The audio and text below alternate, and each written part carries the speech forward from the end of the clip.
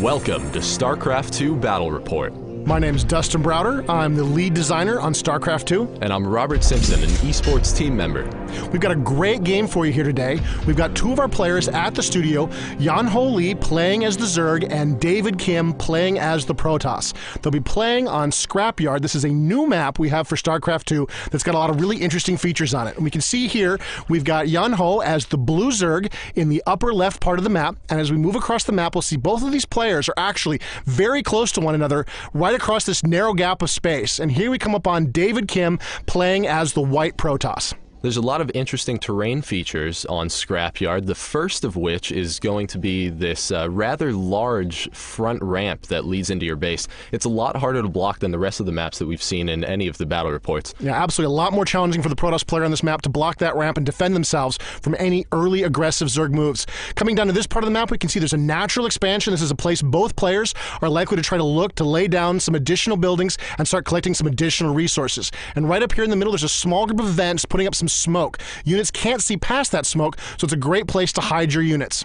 Now the map continues to lead down into another expansion as well as a very important point of interest in the center of the map. This is a Xel'Naga watchtower. When a ground unit gets by one of these, it illuminates a large area of vision around it, and surrounding that Xel'Naga watchtower is also those vents that block line of sight. Yeah, so you can see, just move past the watchtower, and very briefly there while you activate it, you saw exactly how much vision that thing revealed. It's a very critical strategic resource for both players to try to control. Control of that watchtower can be the key to victory on this map. And you can see David Kim's got his first probe moving very aggressively across the map and right into the Zerg base. Oh, and it looks like David Kim just barely caught sight of Yan-Ho Lee moving his drone out of his base, looking like he's going for a natural expansion currently. He is saving up those resources, as you can see in the overlay in the top left corner of the screen, and David Kim blocks it right as he gets up to that 300 mineral marker. We can see Yan-Ho Lee sending out another drone trying to scare off David Kim's probe, but David Kim is resilient in his harassment. Just keeping dancing that probe around. He's blocked the building. The Zerg player's trying to place another hatchery there. He really needs to get another hatchery down so he can start resourcing from that location. Instead, the Protoss player has blocked the expansion, has prevented him from putting that building into play, and you can see the Zerg player has just given up on it. He's returned to his base to continue harvesting, and the probe is just loose, running around in the Zerg base, seeing whatever it wants to see, totally scouting the Zerg, even counterattacking there, looking to sort of harass this Zerg player and just keep the pressure up at this very, very early part of the game. David Kim's doing a great job with that probe right now. For every time that he pulls off just a few of those drones off of Yan-Ho Lee's minerals, it really puts Yan-Ho behind for a good portion of the game. Absolutely. Just harassing his economy is very important in the early part of the map. Now you can see there is a way for these players to approach each other that's a lot closer than going around that Xel'Naga watchtower. There's the destructible rocks there across that narrow bridge, and players can move over. They can use their forces to destroy those rocks, and once the rocks are down, you can move freely back and forth across that bridge. It's a very, very powerful way to sort of surprise the enemy. They're expecting you to come from a different direction, and instead you snap those rocks open and you push right through the middle, and we'll see if that's a factor in this game. Now, David Kim's base, we can see him build a cybernetics core in addition to an assimilator, so we're very, very likely to see some early stalkers out on the field. Back over at Yan-Ho's base, David Kim is not giving up. He is getting the most money harassment possible out of this probe. And oh, we can see him actually chasing, looking like Yan-Ho is again going for the natural expansion. Will the probe make it in time? No! The probe does not make it in time, and David Kim had managed to keep that expansion off the map for a huge amount of time, but the Zerg player finally does get it into position. And here you can see there's the Xel'Naga watchtower, and then the Zerg player, he doesn't control it with that overlord, but he can watch it. So he'll know if David Kim has control of the watchtower, and he'll know whether or not David can see him coming. And you can see the probe moves into position, and it's activated the watchtower. So the Protoss players really wants to make sure that he sees what's going on. You can see in the overlay there are now 6 Zerglings in production about to move out of the map, and 2 of them are already on the way. So the Zerg are beginning their aggressive move. The Zergling, a very fast unit, very aggressive, very dangerous, and here come the Zerg in small numbers starting to swarm across the map. That overlord knows exactly where the probe is, so those Zerglings are going to be able to run right through those vents and start harassing that probe. Will the probe be able to make it back to his base? We have a couple more Zerglings chasing in behind him, but it looks like the probe moves just fast enough to barely escape those Zergling attacks. He's just going to get away, and there's not a lot defending David Kim's base right now. The Protoss are looking a little weak.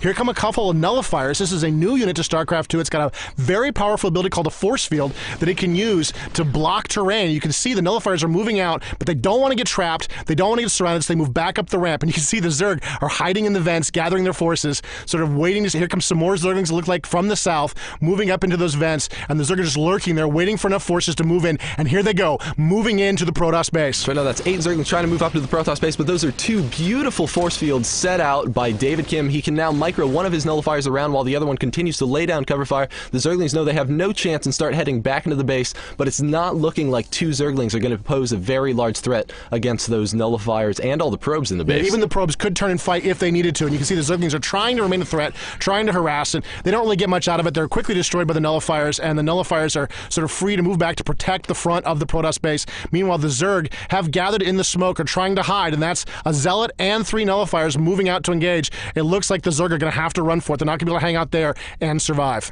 Ooh, it looks like David Kim might have just barely seen that one Zergling move around. Oh, and he was going for his natural expand as well, and that probe was able to see all of those Zerglings moving around. Now the nullifiers see them, but they're very slow, so those Zerglings are going to be able to make it up into David Kim's base and harass. And there goes some Zerglings, seeing what kind of damage they can do. Moving in, there's the warp in, bringing in some additional forces, another nullifier in play, and there's a force field trapping those Zerglings, preventing them from running away. The probes turn to counterattack, and they quickly destroy all of those Zerglings, and the Protoss are still perfectly safe right there in their base, despite that very clever and very fast harassment by the Zerg. So generally you see force field used as more of a defensive measure, but in that case, David Kim actually used it to trap his enemy within his base to kill his forces. Yeah, absolutely. Against a force like the Zerg that's so speedy and so quick, force field can be used both offensively and defensively. As we've seen time and time again in our early versions of this game, force field is just a very, very powerful weapon against the Zerg, especially when playing, against them when they're swarming. Any kind of map with a lot of open space, it's a very powerful weapon to control and channel the Zerg, and of course, it's also very powerful to prevent the Zerg from escaping should they try to do so. And you can see that Overlord getting a little bit harassed there by the nullifiers, but the nullifiers don't quite have the range, and the Overlord is going to escape. Now, David Kim is massing his forces over by that Xel'Naga watchtower. He can now see that large area vision, which is very strong. He sees no units coming. He knows that he just killed a bunch of Yun-Ho Lee's Zerglings, so it's time to take advantage of that window of opportunity. So he's moving in now. He feels like he's got the advantage, and he wants to press. He knows the Zerg are down a few Zerglings, and he thinks he might have enough to do some damage here. That there is a Spine Crawler in play and a bunch of Roaches. This is kind of a problem for this Protoss force. They don't have really the power to deal with this. Great use of the force field there, trapping half of them. Wow, and there's the burrow, the counter by the Zerg, preventing him taking any real damage there as the nullifiers move into the Zerg base, trying to do some damage and get some damage out of this attack. Oh, but there's too many Roaches. The nullifiers have to continue to move up into oh, wow, and they lock out all of Yun-Ho's defenses except for just a Queen and 1 Roach are up there, but they have to burrow or else they're going to get focus fired down. So now the nullifiers, again, have free reign over Yun-Ho's base. What a great move, using that force field to block them out. He's really got inside. Look, all of the drones are underground. They're not able to resource. It's a really expensive attack, but still very... Oh, more force fields protecting his nullifiers from enemy attack, and the drones are still underground, not able to harvest even more with the force fields. And now it looks like the drones are getting very, very aggressive. They got to fight back. They got to get into position. The nullifiers are quickly overwhelmed by those drones, and of course by the Roaches. But still, what a great use of force field. What a great aggressive approach by the Protoss player, trying to get some damage in there into play and really sort of tear down that economy. You can see David Kim, of course, is still watching the rest of the map. There's another watchtower here in the southern part of the map which watches these high-yield resources. This is a very important thing for players to capture in the game. Get a lot of money from those yellow crystals, but you can see now the Zerg are on the move. David Kim may have miscalculated by that aggressive move. Here come the Roaches moving on the map. That's a significant force. Each one of those units, each one of those Zerg units regenerates very, very rapidly. And we've got some Stalkers here to counter them, but that's a very large Zerg force moving into play. So as you can see, the Roaches very clearly outnumber all of these Stalkers, but we did see David Kim research the blink ability on